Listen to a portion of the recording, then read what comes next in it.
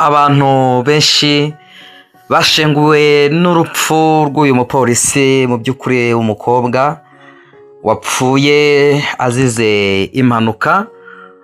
Urupfu rwe rwababaje abantu benshi cyane, haba abari bamuzi, abo bakoranaga, ndetse abo biganaga, kubera ko bivugwa ko yigaga muri kaminuza ya CUR cyangwa se Catholic University of Rwanda hariya i Butare, ndetse bikavugwa ko yari n'umuririmbyi mu itorero ry'Abadiventiste. Ngira ngo abantu benshi cyane bari kugenda bamupostinga bamwifuriza iruhuko ridashira, bagaragaza ko mu by'ukuri yari agikenewe, ndetse agiye mu by'ukuri yari ageze aho ubuzima butangiye kugenda bumuryohera, ari mu bihe byiza. Ariko nyine Imana ijya yemera byose ko bidushyikaho. Ni urupfu rubabaje cyane, umukobwa wazize impanuka, aho bivugwa ko yari ari mu modoka y'ivatiri, hanyuma ikaza kugongwa n'ikamyo yo mu bwoko bwa hoho. Ni agahinda gakomeye. Reka tumwifurize iruhuko ridashira uyu mukobwa witwa Aline Uwera, wari umupolisi. Ngira ngo uraza no kumubona kuri screen yawe ko mu by'ukuri hariho ifoto yambaye impuzankano y'imyenda ya gipolisi, kandi birumvikana ko utakambara uyu mwenda nyine utari umukozi ukorera urwego nk'uru nguru rukomeye cyane. Rero Aline ngira ngo yapfuye mu by'ukuri urupfu rubabaje ku rwego rukomeye cyane. Ngira ngo byabaye nko ku itariki, ngira ngo biravugwa ko iyi mpanuka yayikoze ku itariki 14 z'ukwezi kwa 11, preto z'ukwezi kwa 12 uyu mwaka w'ibihumbi 2025, 14 z'ukwa 12 2025. Umuryango we turabanza kuwihanganisha mu by'ukuri, tubabwira ngo bakomere kandi bagire kwihangana. Mu by'ukuri ntabwo biba byoroshye. Akaba rero yari umuririmbyi muri korali yitwa Hallelujah Family Choir yo mu itorero ry'Abadiventiste b'umunsi wa karindwi, ndetse hari ubutumwa bagiye bapostinga bamwifuriza iruhuko ridashira, ndetse bazirikana umurimo w'Imana bakoranye mu gihe yari amaze ari umwe mu bagize iyi korali ya Hallelujah Family Choir. Ngira ngo imitima yabo yababajwe cyane n'urupfu rw'uyu mukobwa Aline Uwera, kubera ko iyi mpanuka imutwaye mu by'ukuri abura igihe gitoya ngo asoze umwaka. Muri izi mpera z'umwaka impfu ziri kugenda ziba nyinshi cyane, ndetse impanuka za hato na hato zikomeje kugenda zitwara ubuzima bw'abantu mu buryo butandukanye. Iyi modoka ya hoho ngira ngo biravugwa ko yamugonze ari mu modoka y'ivatiri. Amakuru nabashije kumenya nuko iyi mpanuka ishobora kuba yarabereye mu karere ka Muhanga, ahari biranashoboka ko yaravuye no ku ishuri, kubera ko nababwiye ko ngo yigaga muri kaminuza i Butare. Birashoboka ko rero yari arimo gutaha agaruka i Kigali. Rero imodoka ya hoho yaje kugonga ivatiri. Ngira ngo uraza kureba kuri screen yawe urebe uburyo iyo modoka yabaye mu buryo bukomeye cyane, yarangiritse cyane, bigaragaza ko mu by'ukuri umuntu kuba yarokoka iyo mpanuka atari ibintu byoroshye, ntabwo byoroshye.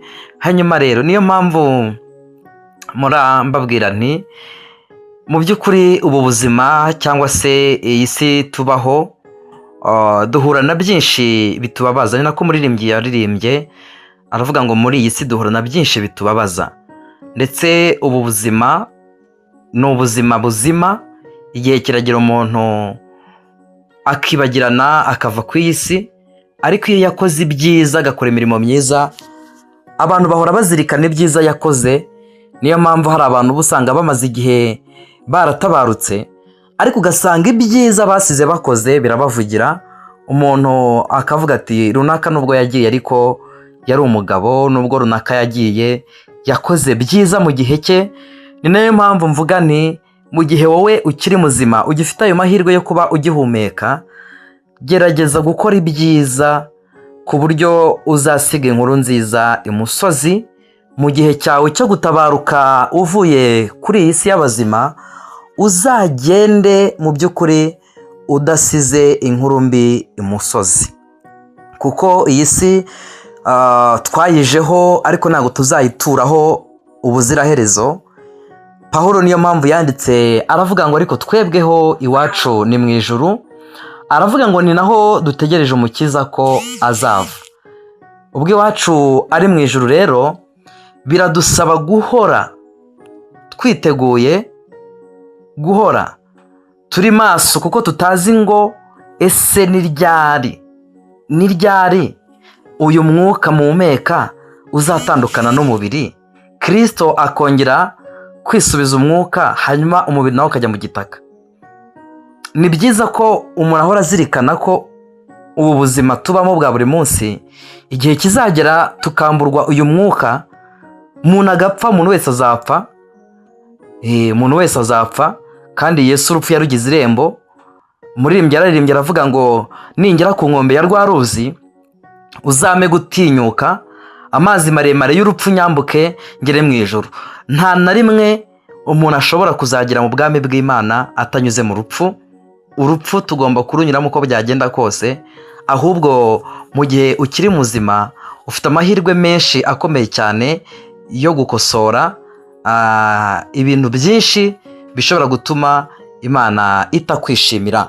Pawulo yandikira Abatesalonike yaravuze ngo mu bibaho byose muhore mushima. Uyu mukobwa biravuga ko yari umukristo kandi yakoraga umurimo w'Imana neza abikunze, ndetse abaririmbyi baririmbanaga muri Haleluya Family Choir bavuze ko yari umuntu wageragezaga gukora neza kandi ukabona ko mu by'ukuri yabera abandi icyitegererezo. Rero kubizera Imana, kubizera Kristo, kubizera ko ijuru tuvuga rihari kandi tuzaribamo, twizeye tudashidikanya ko uyu Aline watabarutse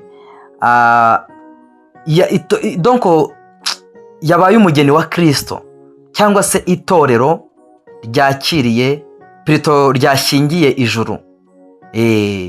Itorero cyangwa se umuryango w'uyu muntu watabarutse bakwiye kwizera ko umuntu wabo agiye mu ijuru, cyangwa se ari umugeni wa Kristo, kubera ko bivuga ko yakoraga ibyiza mu gihe yari amaze akorera umurimo w'Imana mu itorero ry'Abadiventiste. Ngira ngo yakoreshaga n'urubuga rwa TikTok, aho yakundaga kugenda postinga utuvideo agaragaza indirimbo zaririmbiwe Imana, ari kuririmba ubona yishimye, ubona ko mu by'ukuri binabamo abikunda kandi abikorana urukundo.